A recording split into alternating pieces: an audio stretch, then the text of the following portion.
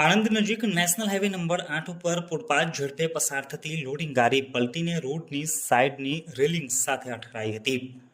અકસ્માતમાં લોડિંગ ગાડીમાં સવાર બે પૈકી એકનું મોત નીપજ્યું છે। આ અંગે આણંદ ટાઉન પોલીસે ગુનો નોંધી આગળની કાર્યવાહી હાથ ધરી છે। મહારાષ્ટ્રના નાસિક જિલ્લામાં આવેલ ઇન્ડોરી પંથકમાં રહેતા 25 વર્ષીય રાહુલ જ્ઞાનેશ્વર કાંઠે અને કિશોર બાલુ ગંગોળે ગતરોજ રાત્રિના સમયે પિકઅપ લોડિંગ ગાડી નંબર MH17BY 8140માં નાસિક શાક માર્કેટથી શાકભાજી ભરીને અમદાવાદ આવવા માટે નીકળ્યા હતા। આ દરમિયાન લોડિંગ ગાડી કિશોર બાલુ ગાંગોળે ચલાવતા હતા।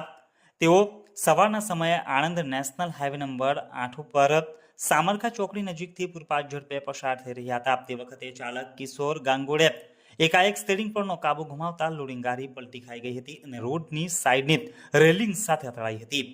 આ અકસ્માતમાં કિશોર ગાંગોળીને વધતા ઓછા પ્રમાણમાં ઈજાઓ પહોંચી હતી, જ્યારે રાહુલ જ્ઞાનેશ્વર કાંઠેનું માથા તેમજ શરીરના અન્ય ભાગે ગંભીર ઈજાઓ પહોંચવાથી સ્થળ ઉપર જ કમકમાટી ભર્યું મોત નીપજ્યું હતું।